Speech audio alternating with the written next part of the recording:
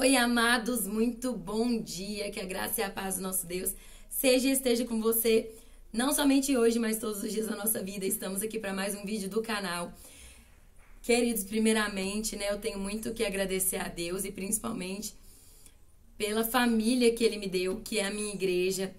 Nossa, que culto maravilhoso, que pastores maravilhosos, que igreja maravilhosa, sabe? É aquela igreja que te abraça, que compra a sua dor, que vive com você e que principalmente te ajuda a manter a sua fé em Jesus Cristo. Porque fácil não é, né, queridos? As lutas vêm, as circunstâncias vêm, mas como o irmão cantou hoje lá na igreja, né? Te louvarei, não importam as circunstâncias.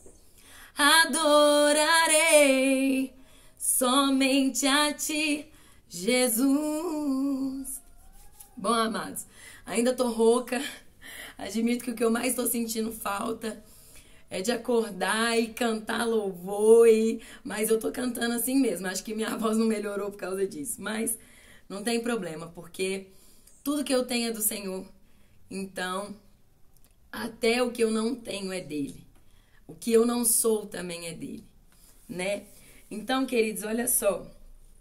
O tema de hoje é destruição familiar. Por que Deus não faz nada? Por que Deus está permitindo as coisas acontecerem? Meu Deus, como assim? Minha família está sendo destruída, e agora? Deus, o meu marido está lá me traindo e o Senhor não vai fazer nada. Sua palavra fala isso, fala aquilo outro. Bom, queridos, eu já fiz alguns outros vídeos, inclusive fiz um vídeo falando sobre a prosperidade na vida do cônjuge apartado, né? Como a gente se ilude com essa prosperidade, porque a gente vê o cônjuge conquistando e de fato eles conquistam. O meu cônjuge, por exemplo, ele comprou uma moto de quase 40 mil reais. Ele fez muitas coisas. Eu vi meu cônjuge comprando roupa, coisa que ele não fazia nem quando a gente morava junto. Era eu que comprava roupa pra ele. Então, de fato, a gente vê um crescimento, né? A gente olha e fala assim, nossa, mas olha lá, o cônjuge tá com a mulher estranha, tá com o homem estranho, mas os dois estão construindo casa junto, estão tendo filhos juntos. Às vezes, você tava aí com seu cônjuge desejando ter um filho com ele e não conseguiu. Mas aí ele conhece uma mulher estranha ou um homem estranho e ela vai engravida, e ele vai e consegue engravidar a mulher com quem ele está. Então, assim, realmente é difícil. É difícil, não é? Eu vou falar pra vocês que esses últimos dias, né, como eu já disse, eu passei por muitas coisas. E eu virei pra Deus e falei, Deus, por que o Senhor não tá fazendo nada? A tua palavra diz que o justo não vai ficar envergonhado. A tua palavra diz que aquele que se humilha será exaltado. E fui falando com Deus, falei, Deus, eu não tô entendendo. Eu tô orando, eu tô jejuando, eu tô buscando. Eu tenho entregado toda a minha vida no seu altar. E ainda assim eu passei por essa situação. E, queridos, como nós temos mania de inverter e confundir as coisas, sabe? E admito, porque eu não tô aqui pra mentir pra ninguém, né? Que eu virei pra Deus e falei, Deus, e aí? Como é que fica a sua justiça? Onde é que tá? Perguntei, queridos. E aí Deus me lembrou assim, lembra do vídeo que você gravou? Pare hoje mesmo de ser o juiz. Vai assistir de novo. Porque, queridos, o fato de eu estar aqui pregando pra você não é porque eu sou perfeita, não é porque eu não tenho mais nada pra mudar. E não é porque também eu estou falando da boca pra fora. É porque é algo que Deus tem me ensinado e eu quero ensinar pra vocês. Assim como eu desejo aprender. Porque, querido, se eu estou pregando aqui pra vocês, se eu estou trazendo vídeos pra vocês, é porque primeiro eu permiti que o Senhor falasse comigo. Primeiro eu permiti que Ele ensinasse pra mim. E assim eu vim trazer pra vocês. Agora, quer dizer que eu nunca mais vou cair naquilo? Quer dizer que eu nunca mais vou errar? Não, não quer dizer. E assim, eu cometi o erro, sim. Eu falei, Deus, e aí? O Senhor não vai fazer nada? Falei com Ele. E Ele falou comigo, filha, Vamos voltar de novo no que eu tenho te ensinado todo esse tempo. A minha justiça, ela não é carnal. A minha justiça, ela não é do mundo. A minha justiça, ela é diferente. E é sobre isso que eu quero falar com você, querido. Porque nós olhamos, né? A gente quer ver Deus fazer alguma coisa. Deus, por que o Senhor não faz nada? Deus, o fulano abusou da minha filha, por que o Senhor não fez nada? Deus, o fulano de tal tá matando, tá roubando, por que o Senhor não faz nada? Deus, o fulano de tal lá tá judiando da esposa, tá batendo na esposa, por que o Senhor não faz nada? Deus, por que tanta maldade no mundo, o Senhor não faz nada? Queridos, vamos entender um pouco mais a justiça de Deus. Porque se existe uma coisa que nós vamos ter que lutar a vida inteira, é contra a nossa justiça própria. E para nós conseguirmos lutar contra esse senso de justiça próprio nosso, nós precisamos entender a justiça de Deus, queridos. Abra sua Bíblia comigo em Provérbios capítulo 6, nós vamos ler o versículo 32. E vamos partir deste versículo, para que nós entendamos um pouco mais da justiça de Deus. Para que nós entendamos que a justiça de Deus não é material. A justiça de Deus, ela não é carnal. É claro que sim, queridos. A palavra de Deus vai dizer que Ele é o dono do ouro e da prata. Se Ele quiser reter, Ele pode reter, porque Ele é o dono do ouro e da prata. Mas a palavra de Deus também vai dizer que Satanás é o príncipe deste mundo. Então também ele pode fornecer o ouro e a prata. E por quê? Porque Deus deu essa permissão a ele. Foi concedida essa permissão a ele por causa do pecado. Mas vamos lá, queridos. A palavra de Deus vai dizer assim: mas o que comete adultério com uma mulher tem falta de entendimento. Aquele que faz isso destrói a sua própria alma. Em algumas traduções, a palavra vai dizer que aquele que faz isso destrói a sua própria vida. E quando nós vemos que ele destrói a sua própria vida, a gente imagina tudo o que vem com a vida em si. A finança, né? A saúde, o bem-estar. Mas não é isso que a palavra está dizendo, querido. A palavra está falando da alma. Alma. A nossa alma é o que precisa de salvação. A palavra vai dizer que o espírito já está pronto. Nosso espírito está pronto. Mas a carne é fraca. É contra a carne que nós temos que lutar. Contra os desejos da nossa carne. O espírito, ele já foi pronto. Ele veio preparado. Ele veio de Deus. Mas a nossa alma precisa de salvação. E sem salvação para a nossa alma, não tem reino de Deus. Não tem vida eterna. Então presta atenção no que a palavra está dizendo aqui. Aquele que comete adultério, ou seja, um pecado, que vai contra um mandamento, um princípio que Deus deu, ele não é só falto de entendimento, como ele destrói a sua própria alma. Então, queridos, o que acontece com essa pessoa? Ela destruiu a salvação. Ela destruiu a possibilidade de salvação, porque a salvação é por meio da alma. Quer dizer que ela nunca mais vai poder ser salva? Vou repetir. Ela pode vir a ser salva se ela se arrepender. Ela pode. Há tempo, né? Se ela se arrepender, há tempo. Mas quando Deus ele traz para nós esse conceito de destruição, de consequência de pecado, ele está dizendo que essa consequência, ela não é física, material e nem moral. Ela é uma consequência na alma. É uma consequência que muitas vezes nós não vamos ver. Mas ela está ali.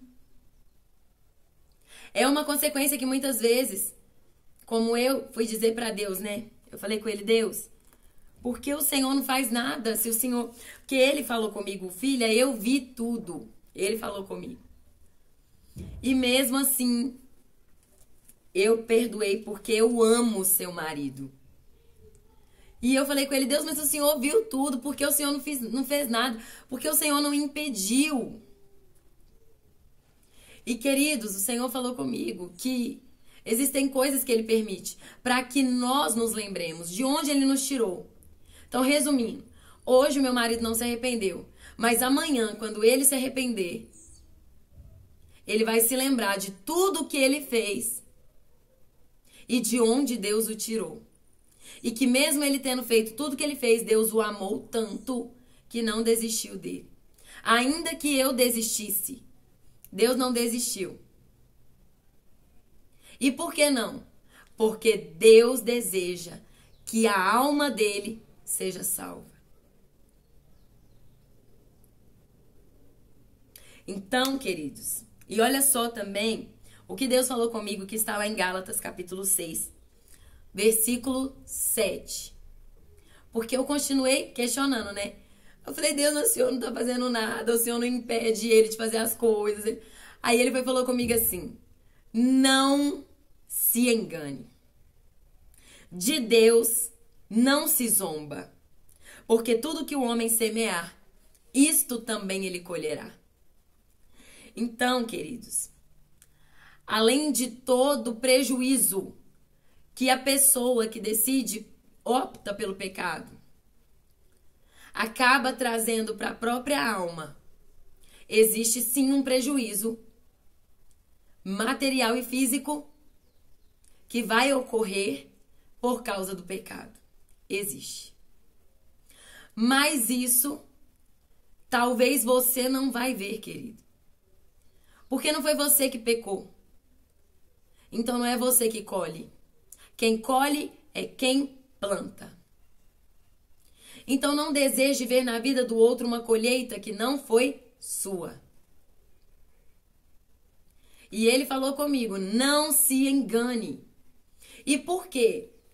Porque eu fiquei nervosa, brava, quando eu vi o meu marido mandando pra amante, falando assim, agradeço a Deus todos os dias por ter te colocado na minha vida. Eu falava, Deus, olha isso, ele tá colocando seu nome no meio do pecado dele. E ele falava comigo, não se engane. De mim, ninguém zomba. Certamente, tudo que ele está plantando, ele vai colher. Queridos, eu não desejo, apesar de tudo, acredite se quiser, é um direito seu. Mas eu não desejo para a vida do meu marido que ele colha a dor que eu tive que sentir. Eu plantei dor há muitos anos atrás. Quando eu era endemoniada, eu não mexi com drogas, eu não bebi, não fumei, eu não tinha vícios. Mas eu tinha prazer em magoar as pessoas. E o dia que eu vivi a dor de ter sido magoada, eu entendi. Ai, Deus te castigou por isso. Não, Deus não me castigou por nada, não. Eu simplesmente colhi o que eu plantei. Não foi castigo de Deus. Porque, querido, o plantio, ele é opcional, mas a colheita não. A colheita vem. Eu já sou convertida há 14 anos. E vim colher agora a dor que eu causei em outras pessoas. Então, queridos, existem coisas que nós vamos fazer ao longo da nossa vida que pode até levar tempo, mas ela vem. A colheita vem. A justiça de Deus, ela não falha. Porque independentemente, ontem uma irmã da igreja, pastora da igreja, ela falou comigo isso. Uma das pastoras, né? É que ela foi consagrada recentemente. Aí eu tô me adaptando ainda. Mas ela falou comigo, Alessandra, independentemente se eu acho que Deus vai fazer justiça ou não, ele vai fazer. Independentemente se eu acredito que Deus é o juiz ou não, ele continua sendo juiz. E isso não muda, ele é o justo juiz. Portanto, querido, tira o seu foco de perguntar e pensar, Deus, e tudo isso que está acontecendo, por que o Senhor não faz nada? Porque para Deus, o que mais vale não é o seu marido perder todo o dinheiro dele. O que mais vale para Deus não é o seu marido cair numa cama de hospital. O que mais vale para Deus não é ele terminar um relacionamento errado. Ah, mas ele tem que terminar. Ele tem que terminar, mas o que mais vale para Deus não é isso. O que mais vale para Deus é a alma. A alma.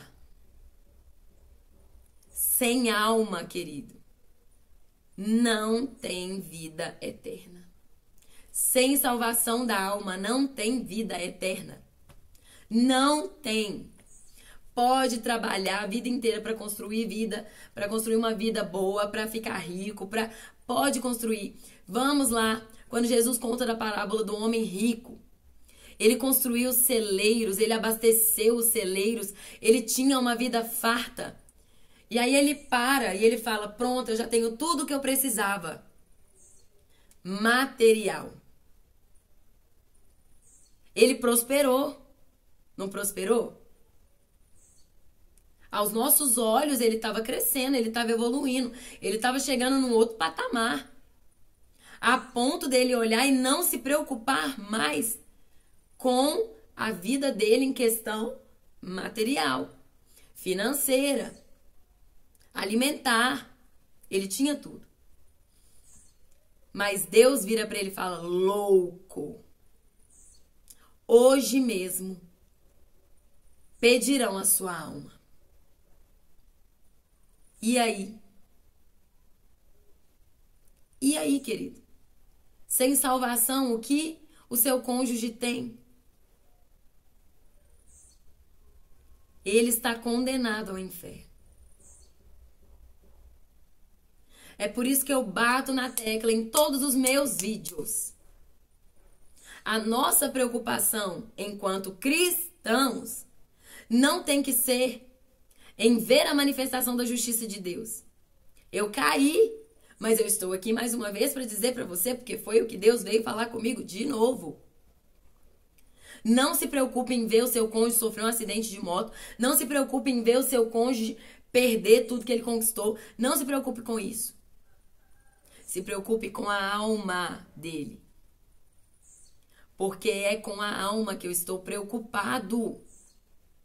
Sabe por que eu dei o meu único filho? Sabe por quê?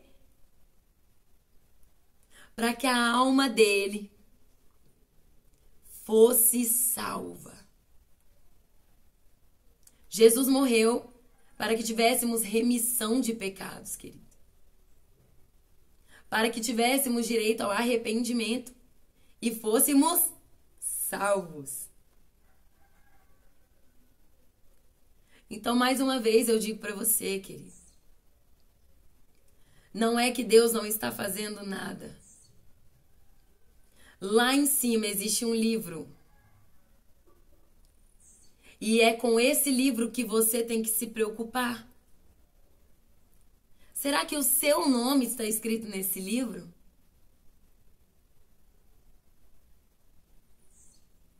Porque às vezes você olha e fala assim, o nome do meu marido com certeza não está lá, mas será que o seu está? A alma é valiosa. Você pode ter tudo nesse mundo, querido. Mas se você não tiver uma alma próspera, infelizmente, você não tem nada.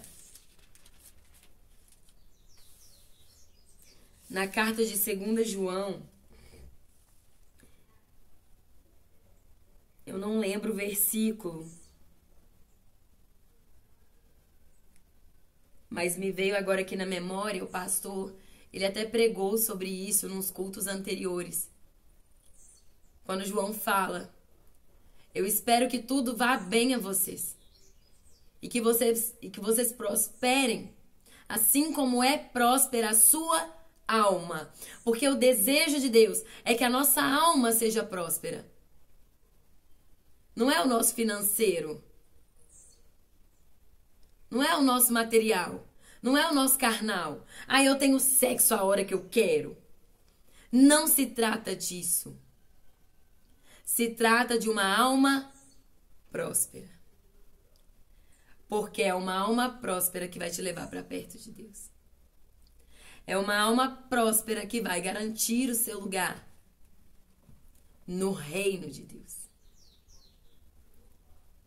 Então, mais uma vez, queridos, eu convido vocês a tirar os olhos do material, do mundo, dos rudimentos mundanos, da carne, e olhar para a alma do seu cônjuge e não só do seu cônjuge. Como eu disse no vídeo de ontem, para todos os envolvidos. Porque, querida, a igreja te incentiva a ficar orando por um cônjuge que te abandonou, que te rejeitou. Beleza. Mas a igreja esquece dos seus filhos. Esquece dos parentes. E dos parentes do seu cônjuge. E dos amigos do seu cônjuge. É por muita gente que a gente tem que orar. A palavra de Deus vai nos dizer que nós temos que orar para que Deus, pedindo a Deus para que Ele sare a nossa nação. Não é só por uma pessoa. Tem muita alma precisando de arrependimento. Deus, por que você não faz nada? Porque eu amo todas essas almas e eu quero que todas elas sejam salvas. Se Jesus voltasse hoje, querido, e Deus mandasse a ira dele sobre o mundo, e a justiça dele viesse em peso, quantas pessoas da sua família você tem certeza que seriam salvas? E você? Você seria salvo? Seria, Alessandra, porque eu faço coisas boas para todo mundo. A palavra diz que não é por obras. Seria, Alessandra, porque eu confessei Jesus. Mas você foi transformado por Jesus? Ou você só confessou da boca para fora? Seria, Alessandra, porque eu tô dentro da igreja, mas tá dançando forró. Tá exibindo o corpo lá fora. Tá tendo relação fora do casamento.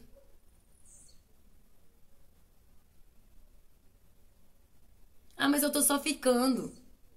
Ficar. Não existe essa possibilidade na palavra de Deus.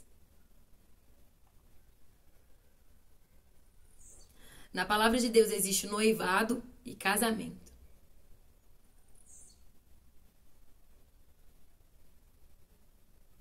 Um relacionamento sério, de compromisso, verdadeiro, puro, santo e imaculado. Deus, por que o Senhor não faz nada? Porque eu estou dando tempo para que o máximo de pessoas se arrependam.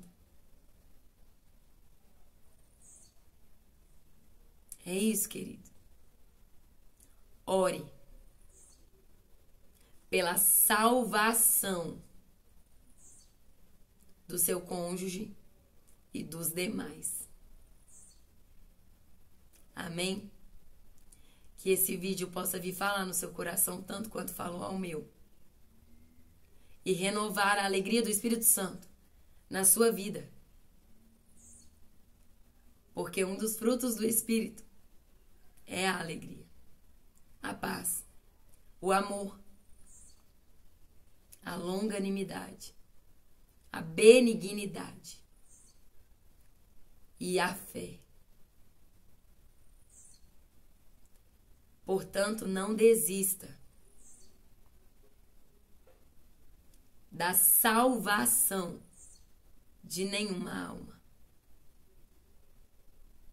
porque é isso que Deus deseja. Amém? Então, ó, Deus abençoe o domingo de vocês. Que Deus possa falar no seu coração nesse dia.